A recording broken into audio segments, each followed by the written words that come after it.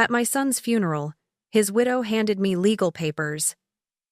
She was abandoning my 2 grandsons, aged 8, demanding I take them so she could claim her inheritance unopposed. I signed, a quiet fire igniting in my soul. You won't believe what happened next.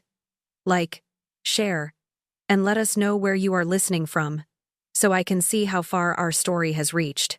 The biting wind whipped around Eleanor, stinging her eyes, though she knew the tears blurring her vision were not solely from the cold. At 59, her bones ached with a grief that settled deep, heavier than any winter chill. She stood at the graveside of her only son, Thomas, the raw earth a stark testament to the finality of loss.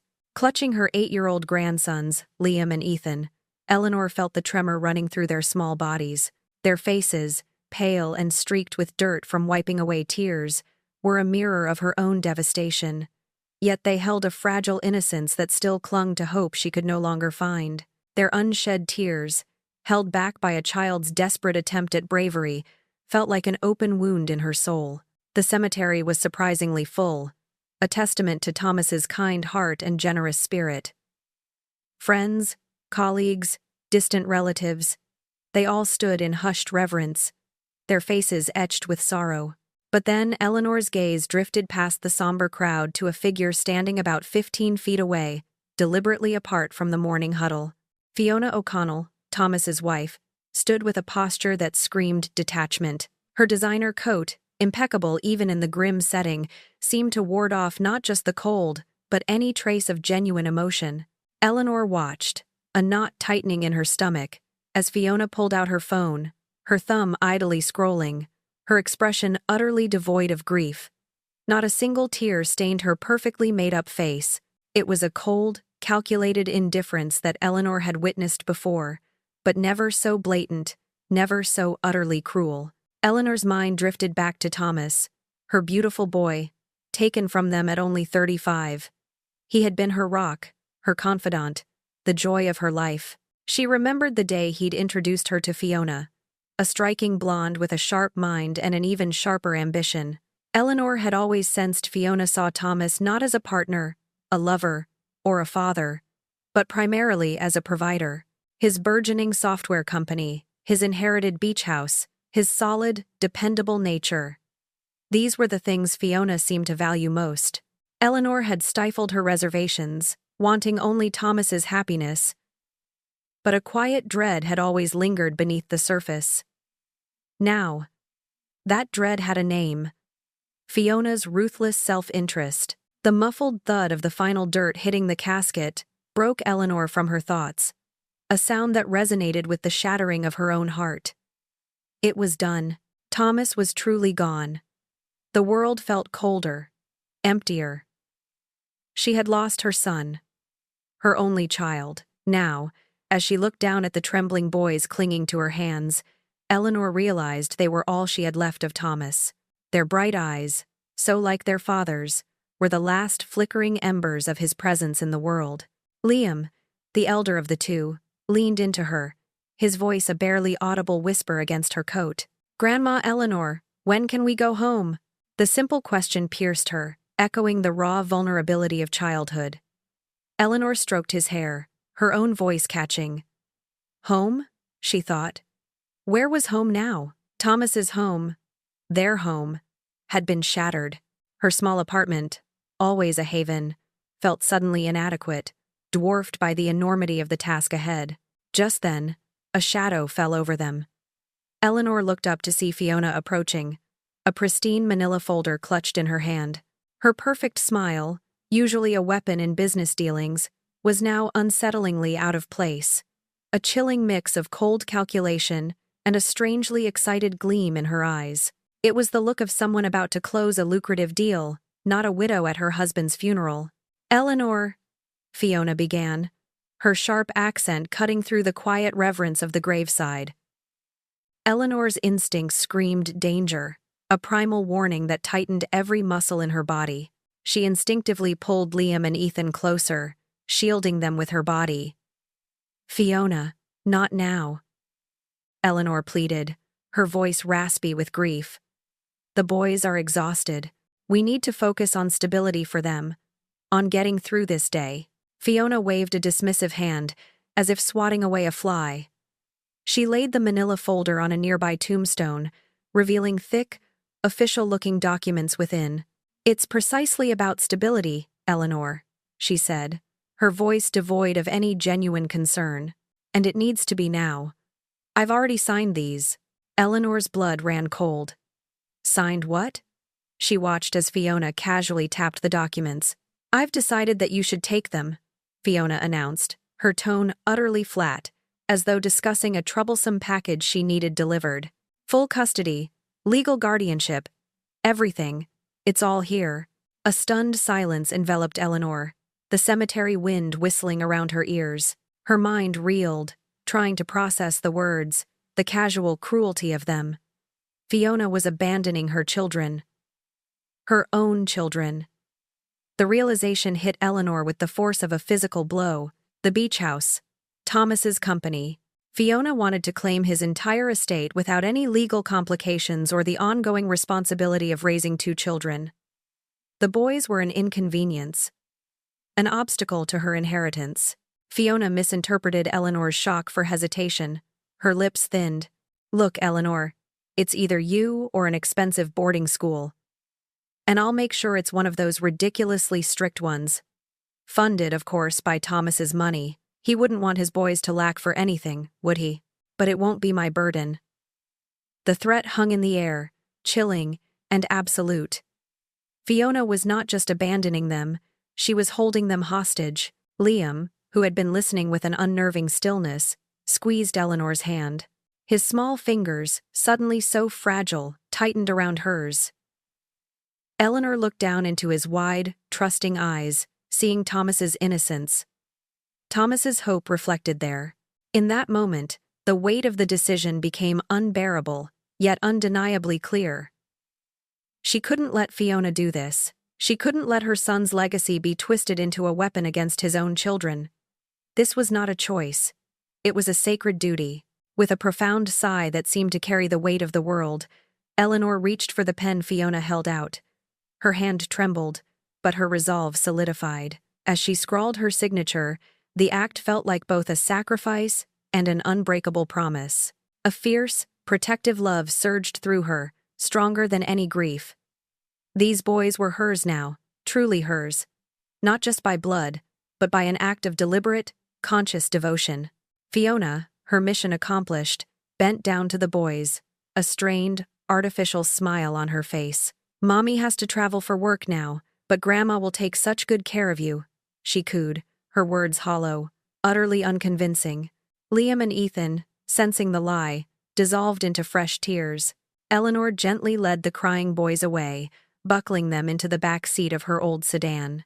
She watched in her rearview mirror as Fiona, with a satisfied air, climbed into a sleek black car, not bothering to cast a backward glance. The car pulled away, leaving nothing but tire tracks on the gravel road. Eleanor gripped the steering wheel, her knuckles white. A silent vow formed in the depths of her soul. She would give Liam and Ethan all the love and security their mother had traded for money, and one day, Fiona would answer for it.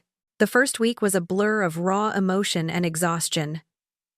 Eleanor's small apartment, once a quiet sanctuary, was now filled with the profound grief of 2 small boys.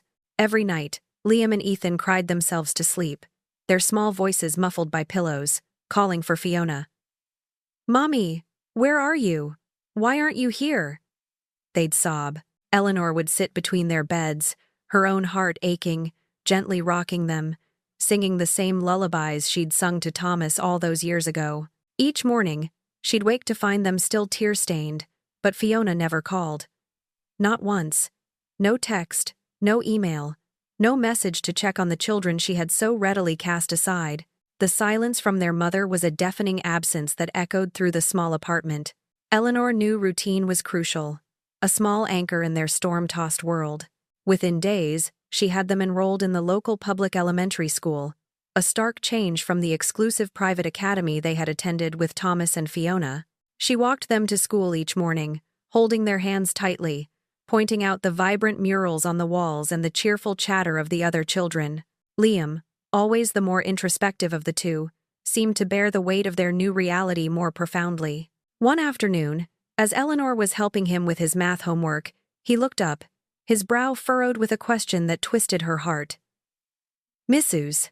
Davies," he began, using the formal address he'd picked up from his old school. "Why doesn't Mommy want to see us anymore?" The innocence in his voice was a brutal counterpoint to the ugliness of the truth. How did one explain abandonment to an 8-year-old? How did she tell him that his mother had chosen money over him and his brother? Eleanor faltered, searching for words that wouldn't shatter his fragile world entirely. "Your mommy. She's going through a very difficult time, sweetheart," she finally managed, the lie tasting bitter on her tongue. Sometimes when adults are hurting, they don't always know how to show their love in the best way. But she loves you, darling. She just has to figure things out. It felt like a flimsy bandage on a gaping wound, but it was all she had. Eleanor knew she couldn't navigate this alone. She had to understand the legal landscape. She called Arthur Sterling, Thomas's attorney, a man Thomas had always trusted implicitly. Arthur's voice, when he answered, was steeped in sympathy. "Eleanor, my deepest condolences. Thomas was a fine man. I'm so sorry." But sympathy, Eleanor knew, wouldn't pay the bills or explain Fiona's actions. "Arthur." She cut to the chase, her voice tight with suppressed anger and fear. "Fiona signed over custody of the boys to me, at the funeral." Is that even legal?" Arthur sighed, a weary sound. "Eleanor, unfortunately, yes. As Thomas's surviving spouse, Fiona inherited everything. His entire estate, his company, the beach house, it all goes to her. And as their biological mother, she had the legal right to place the boys in your care, assuming you agreed to it, which you did when you signed the papers." Eleanor felt a fresh wave of despair wash over her. "But she abandoned them," she protested, her voice rising. "She just dumped them on me. Doesn't she have any financial obligation? She took everything from Thomas." Arthur's words were a cold, hard slap of legal reality. Eleanor, legally speaking, by signing those full custody documents, she essentially terminated her parental rights in favor of you, as their legal guardian. This means she is absolved of any ongoing financial obligation or parental responsibility for the boys. It's harsh, I know, but it's the letter of the law when such documents are signed without specific clauses for child support. Eleanor's heart sank to her stomach. She felt sick, betrayed, not just by Fiona, but by a legal system that seemed to favor the heartless. "So, there's nothing?" she whispered, her voice barely audible. Arthur paused, a moment of silence stretching between them. "I wouldn't say nothing, Eleanor. The will is Thomas's final word, and it's typically very clear. But sometimes, there are nuances. I can certainly review everything again, with a focus on any provisions for the children, however indirect. It's a long shot, but I'll research every option regarding Thomas's estate. For Thomas's boys, I'll do what I can." The offer, however small, was a glimmer of hope in the overwhelming darkness. Days later, a moving truck pulled up outside Eleanor's apartment building. 2 burly men emerged, carrying large, black garbage bags. "Clothes for Liam and Ethan," one grunted, dropping them unceremoniously by her door. There was no personal note, no small toy, no last vestige of a mother's care, just bags of clothes, hastily packed, a final, impersonal severing of ties. It was another cruel reminder of Fiona's utter indifference.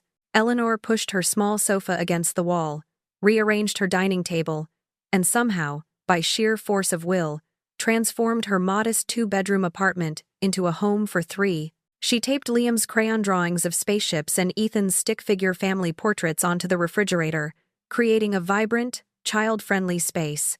She learned to cook double batches of everything, to mend scraped knees, and to answer the never-ending stream of why questions that only 8-year-olds could pose. The hardest part was facing the outside world. Well-meaning neighbors and strangers, seeing the 2 boys with Eleanor, often asked about Fiona. "Where's their mother?" they'd inquire, their eyes full of curiosity. Eleanor had developed a standard, practiced response, delivered with a polite, distant smile. Their mother is adjusting to widowhood. It's a very difficult time for her. I'm happy to help. The lie became a shield, protecting the boys from the harsh truth and protecting herself from judgment she couldn't bear. 3 weeks after the funeral, the phone rang. It was Arthur. Eleanor's heart leaped with a desperate hope. Perhaps he'd found something. Eleanor. Arthur's voice was heavy. I'm so sorry. I've been through every line of Thomas's will. It's airtight. Everything goes to Fiona.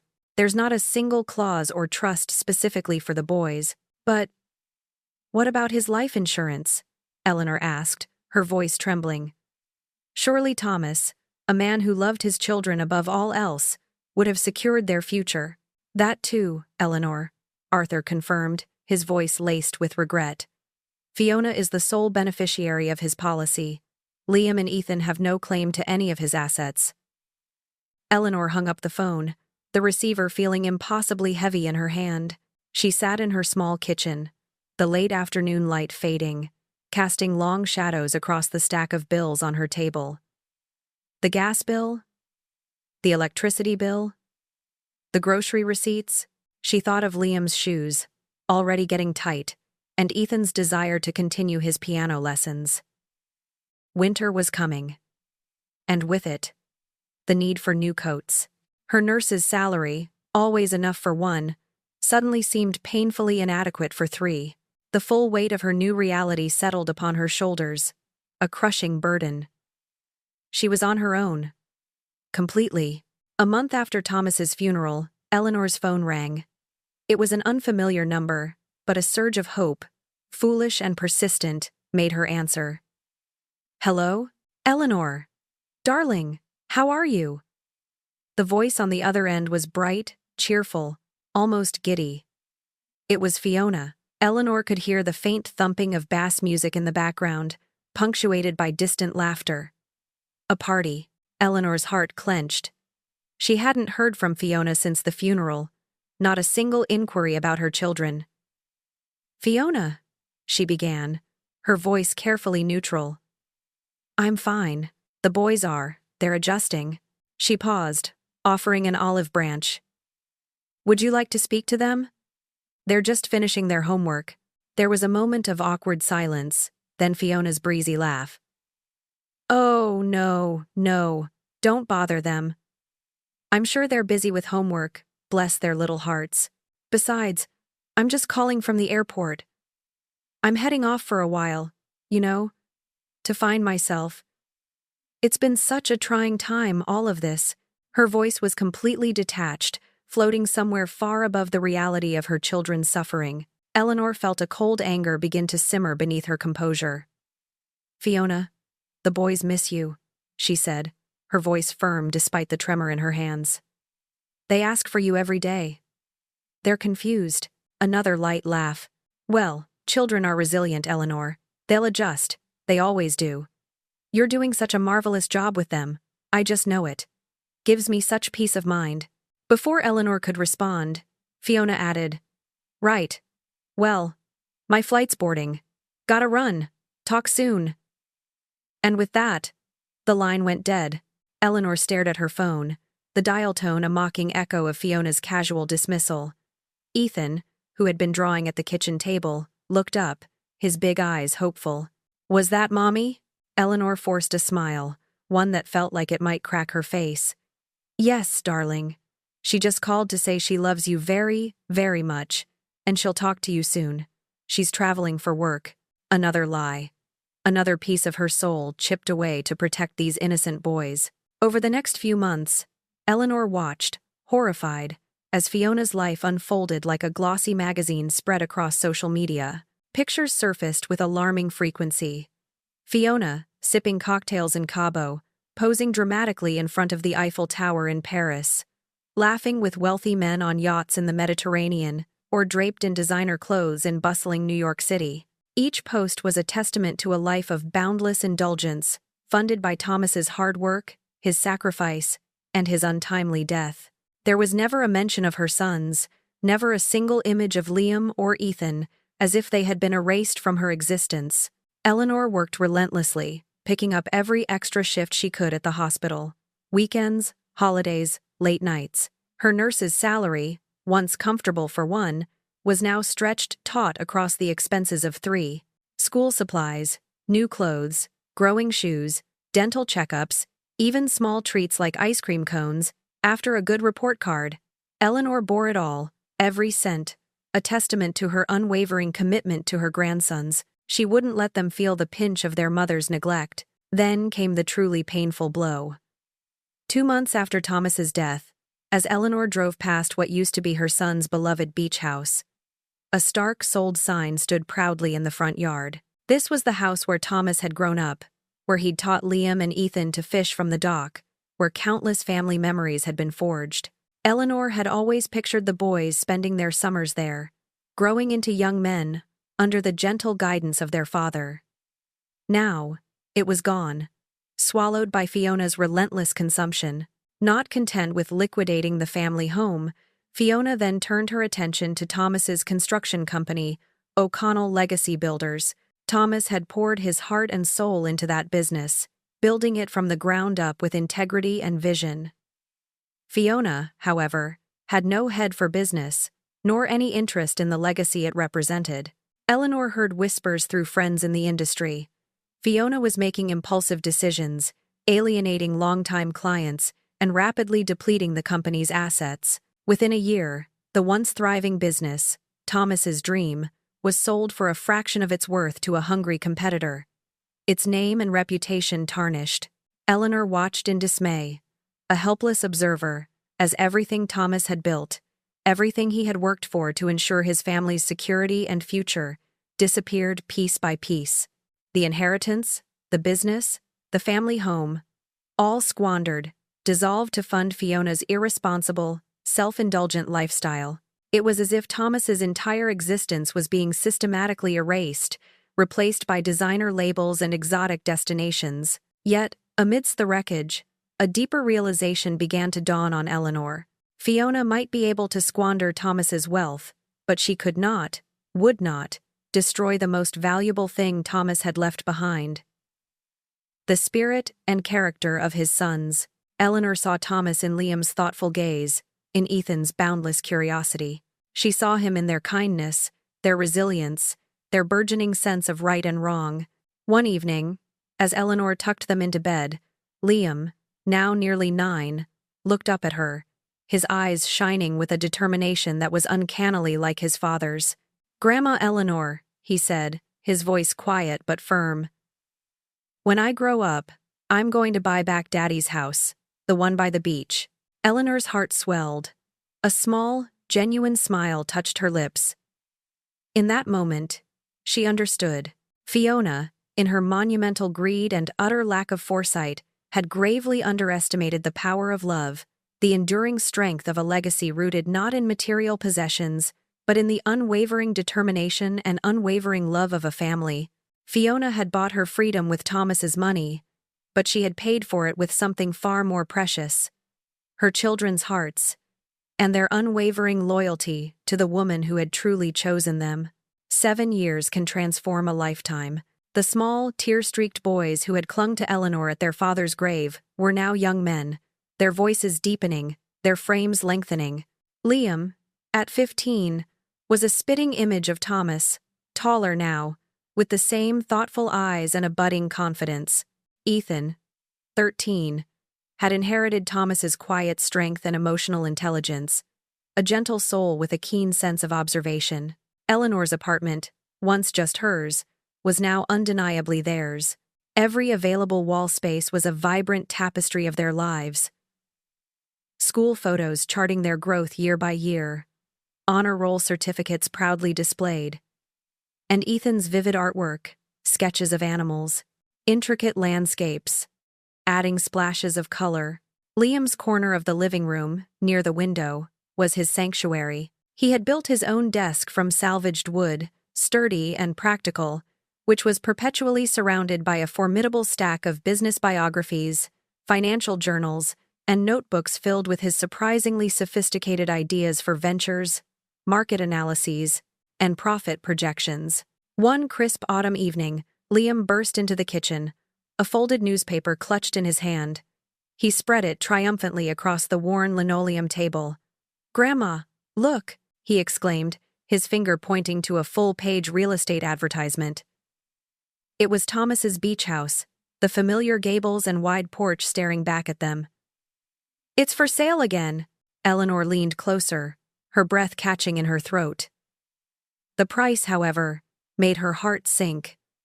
Nearly double what it had been when Fiona sold it. "Oh, Liam," she murmured, a bittersweet ache filling her chest. Liam looked at her, his eyes serious, echoing the determination she'd seen that day at the funeral, so many years ago. "Remember my promise, Grandma? When I grow up, I'm going to buy it back." Eleanor nodded, a small smile touching her lips. "I remember, sweetheart. You were so small then. But that's a very big promise, Liam. Look at the price. It's a tremendous amount of money." Liam chuckled, a confident, knowing sound. "I know, Grandma. But I've got an acquisition strategy." At 15, he was already speaking the language of corporate finance. He had devoured every business biography he could get his hands on, from Carnegie to Jobs. He had even, on occasion, snuck into the back of bank loan meetings when Eleanor brought him to work with her during school holidays, absorbing the jargon and dynamics of negotiation. "I'm working extra hours at the grocery store, saving every penny. And I've been accepted into the early enrollment business program at the community college. I can take college-level courses while still in high school." Eleanor felt a surge of immense pride, so powerful it almost brought tears to her eyes. Her grandson, Thomas's son, was already showing such drive and intelligence, but with that pride came a familiar, lingering worry. She remembered Thomas's integrity, his unwavering moral compass, the way he built his business on trust and fair dealings. She looked at Liam, his young face alight with ambition, and reached across the table to squeeze his hand. "Liam," she said softly, "I am so incredibly proud of you. But promise me something, darling. Promise me you won't let success change you. Your father. He was a good man. A kind man. He always put people before profit. That's what truly mattered. Not how much money he made." Liam squeezed her hand back, his grip firm and reassuring. "I won't forget, Grandma. I promise." Eleanor knew he wouldn't. She had woven stories of Thomas's integrity, his dedication, his quiet generosity into the fabric of their everyday lives, making sure his sons knew the man he truly was, beyond the wealth Fiona had squandered. Meanwhile, Ethan pursued a different path, his dreams equally profound but quietly so. While Liam immersed himself in the world of finance, Ethan found solace and purpose at the local animal shelter. Every Saturday, he volunteered, his gentle hands soothing frightened cats and coaxing nervous dogs out of their shells. He aspired to be a veterinarian, his focus squarely on care, protection, and healing. He was a caretaker, much like his father had been, though in a different sphere. One quiet evening, as Eleanor was preparing dinner, Ethan approached her, his voice hesitant, almost a whisper. It had been over a year since he had mentioned Fiona's name. "Grandma?" Eleanor turned, sensing the fragility in his tone. "Yes, Sweet Pea? Do you think Mommy ever thinks about us?" he asked, his gaze fixed on a spot on the floor, avoiding her eyes. It was a question born of a quiet, persistent yearning for a maternal connection he barely remembered. Eleanor's mind flashed to Fiona's latest Instagram posts. A new designer handbag, a lavish gala in Monaco, an exotic beachfront resort. Not a single post, not a single mention, not a single photo suggested any thought of her sons. The sting of it was still fresh, even after all these years, but she couldn't burden Ethan with that harsh reality. "Honey," she began, choosing her words carefully. "People show their love in many different ways. Sometimes, when people are busy, or they're going through things, they don't always express it how we might expect.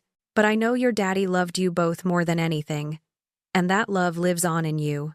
Ethan nodded slowly, his eyes still distant. He didn't press for details, didn't demand a definitive answer. He had learned early on to find comfort in possibility rather than certainty when it came to his mother. He had built his own quiet resilience, a strength that allowed him to move forward, knowing that the love he needed, the unwavering, consistent love, was right here with his grandma Eleanor and his brother. If you're finding this story as gripping as I am, please remember to like, share, and subscribe to keep up with what happens next. You won't want to miss the shocking twists to come. The summer Liam turned 16, his already rigorous routine shifted into an even higher gear. He was no longer content with just his part-time job at the grocery store. Now, he woke before dawn, slipping out of the apartment while Eleanor and Ethan were still asleep, heading to the local library. Miss Lee, the kindly head librarian, had granted him special permission to access the stacks and computers before opening hours. Intrigued by his relentless pursuit of knowledge, Liam would spend hours poring over technical manuals, market reports, and advanced business strategies, his young mind absorbing information like a sponge. One sweltering evening, Liam returned from his early library session, his eyes alight with a new idea. He pulled out a crumpled napkin, covered in scribbled diagrams and figures. "Grandma," he announced, "I have a new business plan. The library is upgrading its computers, and they're selling their old ones for practically nothing. I can buy them, refurbish them, and sell them at an affordable price to families who can't otherwise afford technology." Eleanor listened, a mix of amazement and a familiar, quiet fear churning in her stomach. He'd saved diligently for 2 years from his grocery store wages, building a modest nest egg. And, of course, he'd already spoken to Mr. Hayes at the bank. The same Mr. Hayes who remembered Thomas and had always offered Eleanor a kind word. Liam had clearly done his homework, presenting a detailed, persuasive case for a small business loan. Eleanor realized then that Liam wasn't just dreaming anymore. He was seriously, methodically, building the foundation for his ambitious goals, brick by meticulous brick. That fall, Liam's tech solutions officially took off. Operating out of the small, climate-controlled storage unit in their apartment building's basement, Liam quickly established a reputation in the community. His refurbished computers were reliable, his prices unbeatable, and his customer service, meticulous and earnest, won over countless families. Ethan, after school, would eagerly join him, helping with basic diagnostics, testing equipment, and organizing inventory. A natural and eager assistant, their small apartment unit, once a forgotten space, hummed with the quiet industry of their burgeoning enterprise. One evening, after the boys had finished their dinner, Liam pulled out a detailed spreadsheet on his laptop, its columns filled with numbers and projections. "Look, Grandma," he said, turning the screen towards her. "If things keep going this way, and I manage my expenses, I project I'll have enough for a substantial down payment on the beach house by the time I'm 25, maybe even sooner." Eleanor gazed at the numbers, her heart swelling with an almost unbearable pride. His determination was fierce, awe-inspiring. Yet, she saw the intense focus in his eyes, the relentless drive that sometimes seemed to consume him. "Liam," she said softly, touching his arm, "your father always said that life is more than business. It's about finding joy, about people, about making memories. Please don't forget that." Liam looked at her, his expression softening slightly. "I know, Grandma. And I won't. But this isn't just about money, or even just the house. It's about proving that what she did to us wasn't the end of our story. It's about building something real, something that will last, something she can't just squander." His words were heavy with the echoes of Fiona's abandonment, a wound that, even after all these years, still fueled a quiet, burning resolve within him. Every successful sale, every satisfied customer, every penny saved, was a small, quiet victory against the woman who had deemed her children an inconvenience. Then, as winter settled in and Liam approached his 17th birthday, an unexpected development occurred. Eleanor was home one afternoon when there was a knock at the door. Standing there was a impeccably dressed woman in a sharp business suit, her smile professional, almost predatory. "Good afternoon, Mrs. Davies. My name is Victoria Thorne, and I represent the Coastal Development Group. I'm here to speak with Liam O'Connell. Eleanor's hackles immediately rose. She knew of Coastal Development Group. They were a major player in real estate, known for their aggressive acquisitions. Liam is at school, she said, her voice guarded. What is this about? Victoria's smile didn't waver. I'm interested in his business.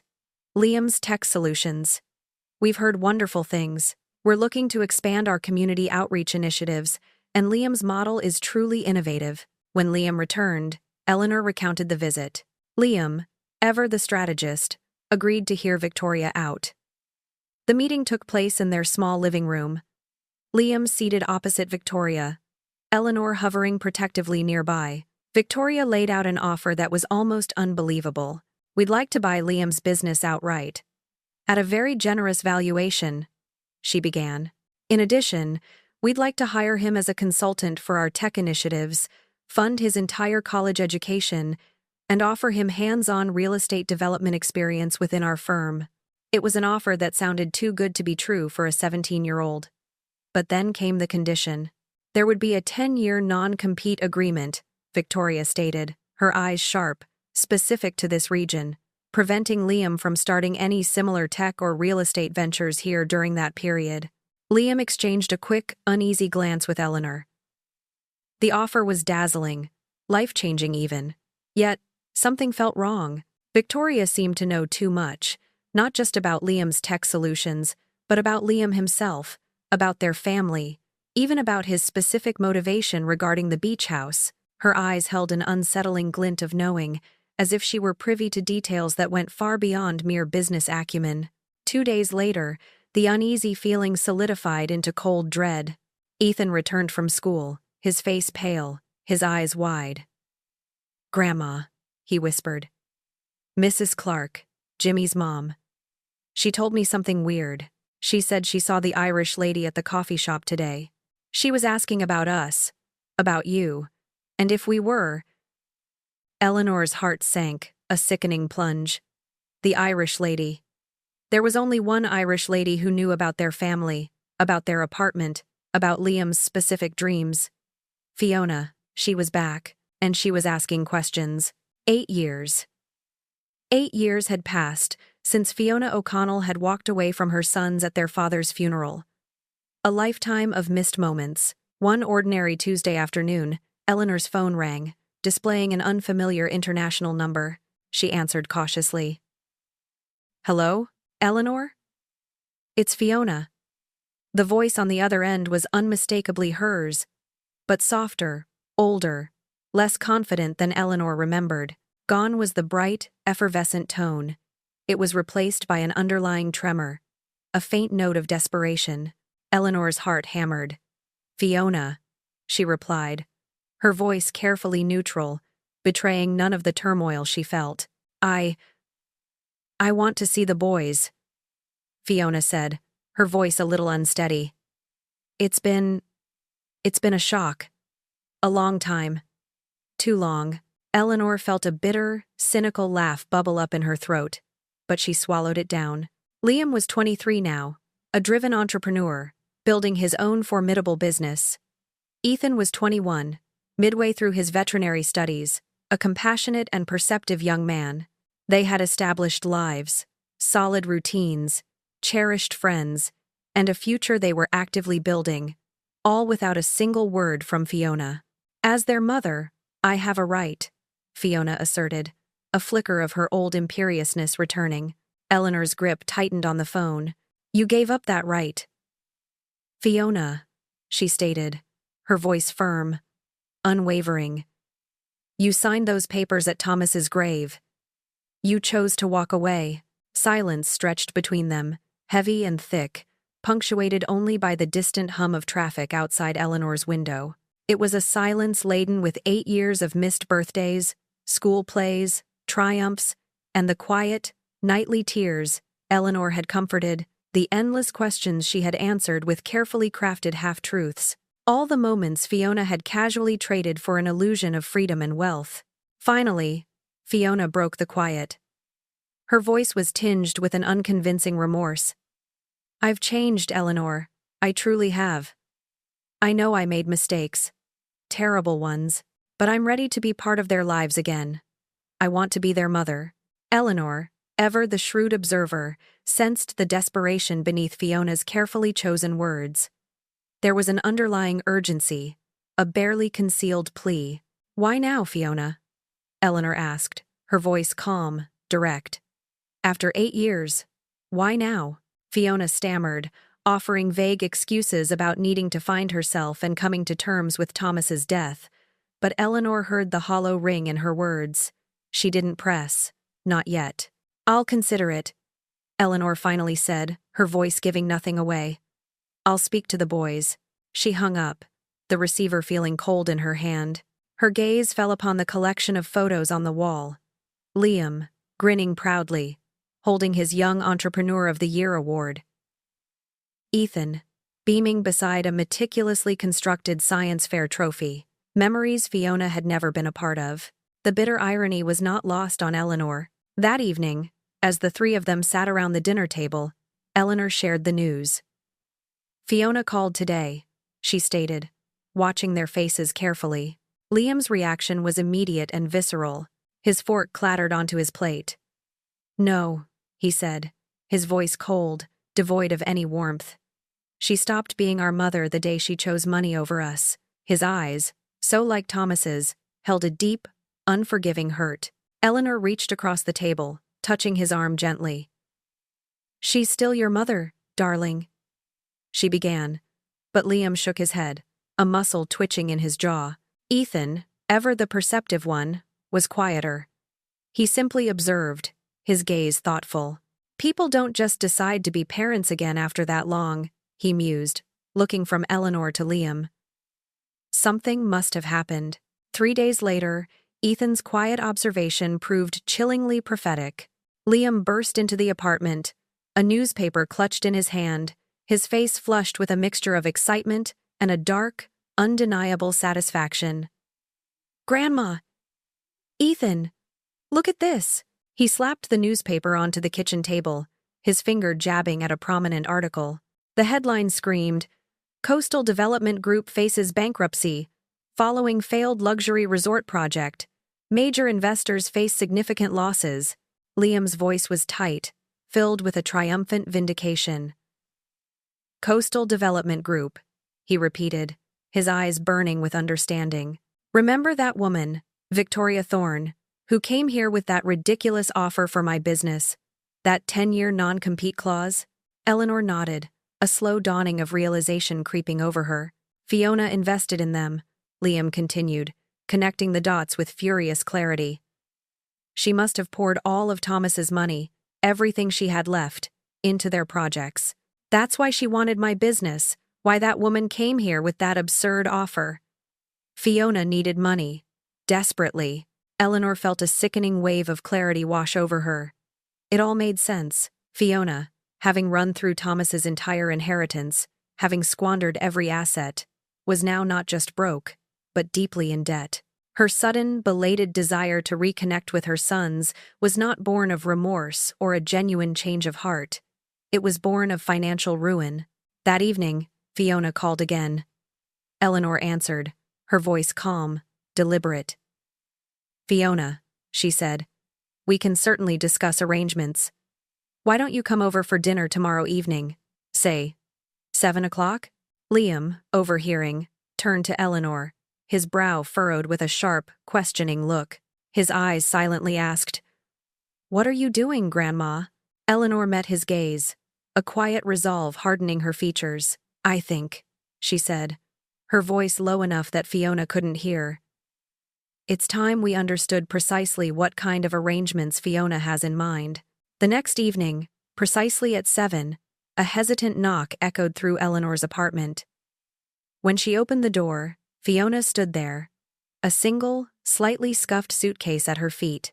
8 years of lavish living had taken their toll. Her eyes were shadowed, fine lines etched around her mouth, and the expensive clothes she wore seemed to hang a little less perfectly, as if their sparkle had dulled. She looked noticeably older, and undeniably stressed, Fiona's face brightened with a practiced smile, and she opened her arms, a gesture meant for a warm embrace.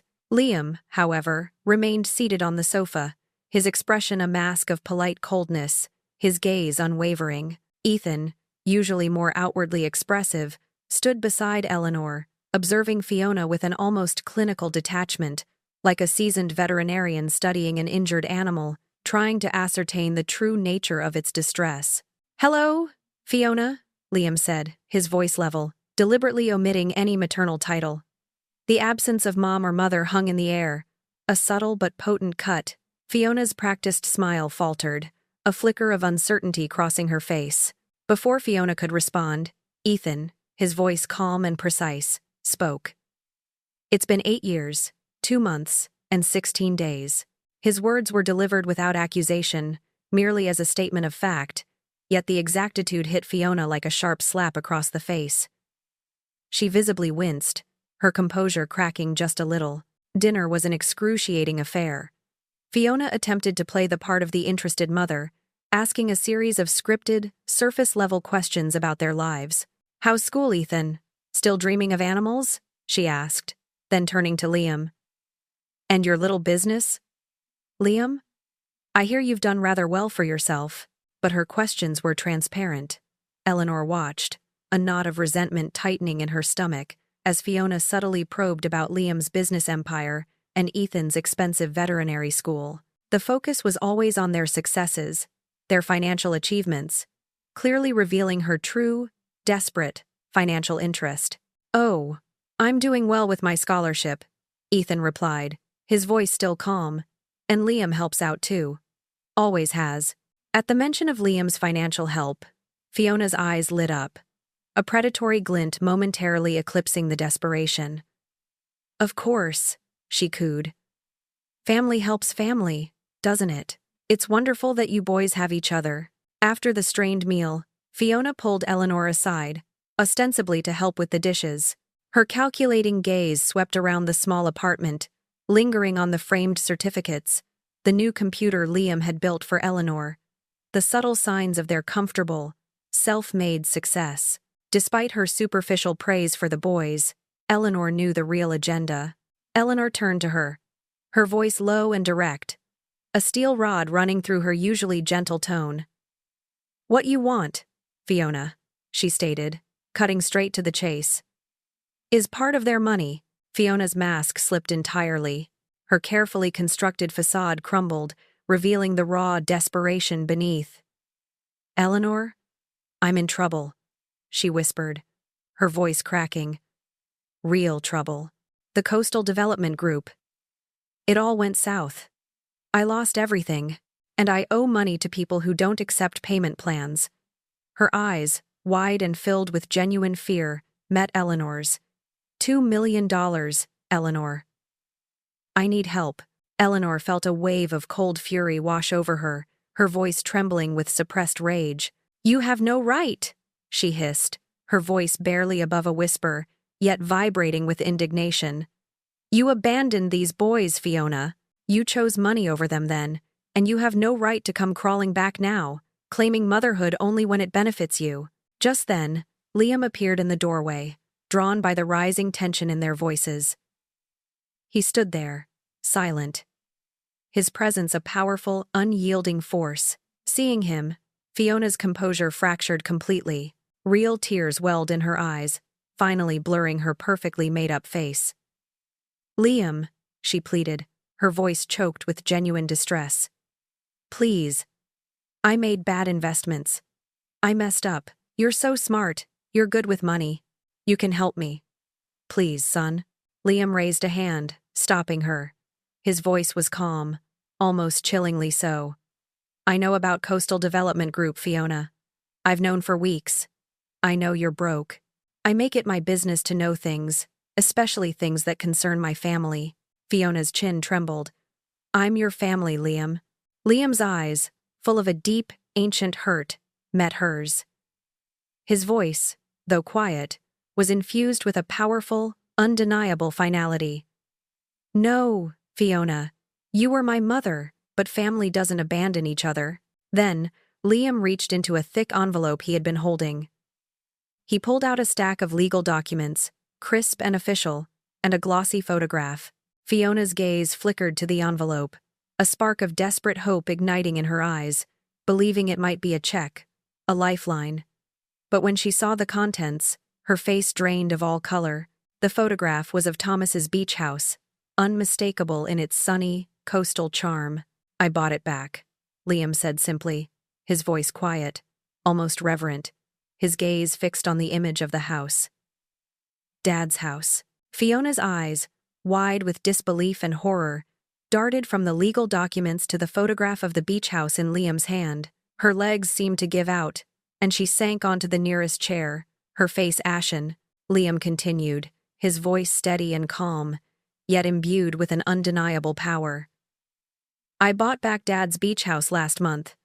And that's not all. I've also spent the last 3 years meticulously tracking the assets you sold off from Dad's company. I rebuilt O'Connell Legacy Builders from the ground up, restoring what you destroyed. It's thriving again." He paused, letting the weight of his words settle. "And I'm giving it all back, to where it belonged from the beginning." He looked directly at Eleanor, his gaze full of a profound, unwavering love. "Grandma Eleanor, you've sacrificed everything to raise us, to give us a life, a future. The house is yours. The company is yours. It's all for you," Eleanor gasped, her hand flying to her mouth. "Liam, no," she protested, tears springing to her eyes. "I can't possibly accept." Ethan stepped forward, placing a reassuring hand on Eleanor's shoulder. His voice was gentle, but firm. "You're not accepting anything, Grandma. You're simply receiving what was always rightfully yours, and what Thomas intended for his family." Fiona, cycling through shock, confusion, and a rising tide of desperate anger, found her voice. "You can't do this," she shrieked, scrambling to her feet. "Those assets, Thomas left them to me. They were mine to sell." Liam met her furious gaze without flinching. "You're right, Fiona," he conceded calmly. "You had every legal right to sell them, to liquidate Dad's legacy for your own self-interest, just like we, as his sons, have every legal right to buy them back, and to give them to the person who actually deserved them, the person who loved us, nurtured us, and never abandoned us." Fiona stared, her face contorting.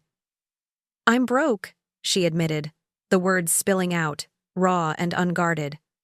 "I'm in debt for $2 million. They're going to come for me. I'll lose everything." Her eyes, once again, pleaded with Liam. Ethan, standing tall and resolute, simply shook his head. "That's not our problem, Fiona," he said, his voice quiet but firm. "You made your choices 8 years ago. We've made ours now." Fiona's expression hardened, her features twisting into something ugly. She stood abruptly, a flicker of her old venom returning. "This is just a little revenge fantasy, isn't it?" she snarled, her voice thick with accusation. "You're just as cold and calculating as you accuse me of being." Liam's eyes narrowed. "Maybe," he retorted, his voice unwavering. "But we never abandoned anyone who needed us." Fiona's face flushed crimson. She snatched up her suitcase, her movements jerky and furious. "I'll fight this," she threatened, her voice shaking with impotent rage. "I'll challenge you in court. I'm still their mother." Without a word, Liam reached into his jacket pocket and pulled out a single sheet of paper. He unfolded it deliberately, revealing the official seal. "Actually, Fiona," he said, holding it out for her to see, "you won't be doing that. This is a restraining order. It was filed this morning, based on your history of abandonment, your consistent neglect, and your recent attempts to manipulate us for financial gain. It explicitly prohibits you from contacting us or Eleanor." Fiona's eyes scanned the document, her face draining of all color. You planned this," she whispered, the realization dawning on her. A chilling understanding of the depth and foresight of Liam's actions. Liam met her gaze, his expression devoid of apology or regret. "For 15 years, he affirmed, his voice resonating with years of suppressed pain and unwavering determination. Ever since I was 8 years old, and watched you walk away from your children at their father's funeral. Fiona turned, her desperate eyes seeking Eleanor. One last appeal. Eleanor, please, she begged, her voice raw. Eleanor, her heart heavy but her resolve unyielding, looked at the two young men who stood beside her, the embodiment of Thomas's best qualities. She remembered the nights she had rocked them, the endless shifts she had worked, the sacrifices she had made. Fiona, Eleanor said, her voice clear and strong, you made your choice 8 years ago. We're making ours now. Fiona stared at the three of them, a solitary figure in the doorway. She saw no flicker of compassion, no hint of yielding. Defeated, she spun around and walked out, the click of the latch echoing loudly in the sudden silence of the apartment. After the door closed, a profound sense of lightness settled over the small apartment. The oppressive weight of Fiona's presence, and all that she represented, lifted. Liam reached into his pocket again and pulled out a small set of keys, the gleam of metal catching the light. He held them out to Eleanor. The keys to the beach house. Grandma. We can go visit tomorrow. Eleanor looked at her grandsons, now grown men. She saw Liam's sharp intelligence, his unwavering loyalty.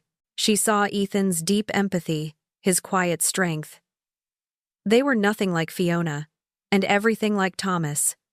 They were his true legacy. Ethan wrapped an arm around Eleanor's shoulders. We worked hard for family, Grandma, he said softly, looking at her with a gentle, loving gaze. You're the only mother we've really ever had. 6 months blurred into a new reality for Eleanor. The beach house, Thomas's beloved home, was more than just a house now. It was a symbol. Liam had meticulously restored it to Thomas's exact state, referencing old photographs Eleanor had kept, down to the specific shade of blue paint in the den and the arrangement of antique fishing lures on the mantelpiece. Eleanor often found herself wandering through its sun-drenched rooms, overwhelmed by the tangible presence of Thomas. A ghost of love, not sorrow. One afternoon, as they sat on the porch overlooking the shimmering ocean, Liam confessed the full extent of his planning. I actually bought the house 3 years ago, Grandma, he revealed, his gaze fixed on the horizon. I've been secretly working with contractors, using Dad's old photos, waiting for the right moment. Ethan, ever present, chimed in. We'd go down on weekends, whenever we could sneak away. We wanted every detail to be perfect. For Dad. His voice was soft, laced with a tender reverence. Eleanor was utterly overwhelmed. Liam's foresight, his unwavering dedication, wasn't just about reclaiming property. It was about protecting their family, ensuring their future, and delivering a definitive justice that transcended mere financial retribution. It was an intricate, long-game strategy to safeguard them from any future harm Fiona might inflict. Liam elaborated on his 15-year plan. It involved tracking Fiona's investments, her spending habits, her debts. I orchestrated circumstances, nudged things along that ultimately led to her downfall. He looked at Eleanor, his expression serious. I quietly bought shares in Coastal Development Group, influenced business decisions that contributed to her losses. It wasn't just about getting the house back, it was about making sure she faced consequences for what she did. Then came the final, shocking revelation. And the IRS reports? Liam continued, his voice devoid of emotion. I filed those too, her undeclared income from Dad's estate, the assets she sold without proper reporting. That led to the federal investigation. Eleanor listened, a knot forming in her stomach. Liam, she asked, her voice quiet, was all of this? Liam met her gaze, his eyes mirroring Thomas's deep, thoughtful intensity. Maybe not by the letter of every single rule, Grandma, but neither is abandoning your children and selling their inheritance for a lavish lifestyle. I learned from her. I just chose to use those lessons for good. Ethan added, his voice firm. The authorities are also investigating her questionable business partnerships abroad. Her legal troubles are just beginning to solidify. Eleanor felt a fresh wave of concern. She worried about her grandsons becoming consumed by money, by revenge. I just hope, she began, that you don't become too focused on. I worry about that every day, Grandma, Liam admitted, interrupting her, his voice softening. That's why I gave everything to you. To prove to myself, and to you, that I could choose family over profit. That I'm not her. And you deserve to have what was rightfully yours, Grandma, Ethan chimed in, reaffirming their shared conviction. 2 weeks later, the news broke. Fiona O'Connell was arrested, facing charges of tax evasion, fraud, and inheritance manipulation. When Eleanor heard the news, a wave of sadness washed over her, a quiet lament for what could have been. But Liam, watching the report, felt a profound, quiet peace.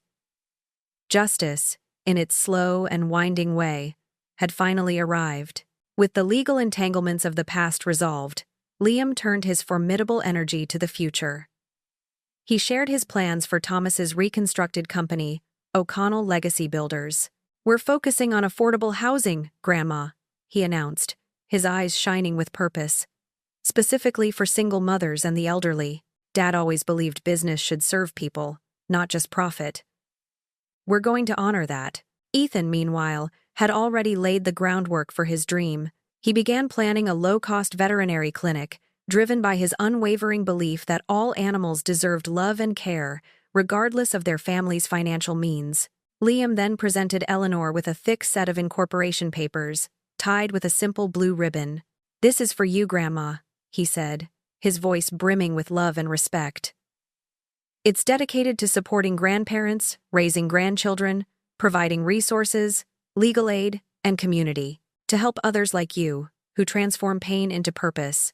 1 year later, on a bright, crisp autumn day, they stood at Thomas's grave, the grass around it green and vibrant. It was Thomas's birthday, and following a tradition Eleanor had started years ago, Liam poured a small shot of whiskey onto the earth, a silent toast. Happy birthday, Dad, he murmured.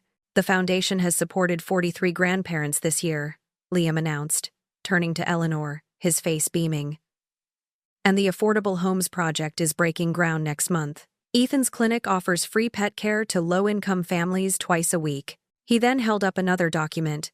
And we're launching a memorial scholarship in your name, Dad, he continued, looking down at the headstone, for students pursuing trades in construction. The first recipient is a 17-year-old girl who lives with her grandmother. Her story reminds us so much of ours.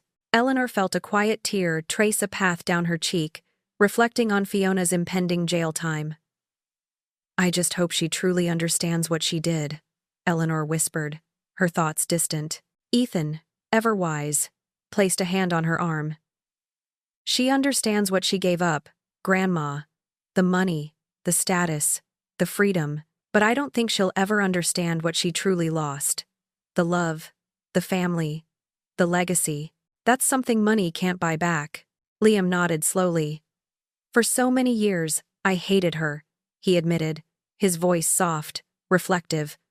But now, I just pity her. She traded everything that truly mattered for nothing. Another year passed. Then, one quiet morning, a letter arrived for Eleanor. It bore an unfamiliar postmark from a federal prison. Inside, Fiona's handwriting, now small and uncertain, filled the page. It was a genuine apology, raw and heartfelt, acknowledging the profound mistakes she had made, and conceding that Eleanor had, indeed, become the mother she should have been. Eleanor, Liam, and Ethan read it together, their hearts heavy with the weight of the past, yet open to the possibility of a future free from resentment. They chose forgiveness, if not reconciliation, understanding that love, not money or revenge, was the only inheritance that truly mattered, and that love, a legacy passed down through Liam's own son, born a few years later and named Thomas, ensured the cycle of profound, unwavering family love would continue, unbroken,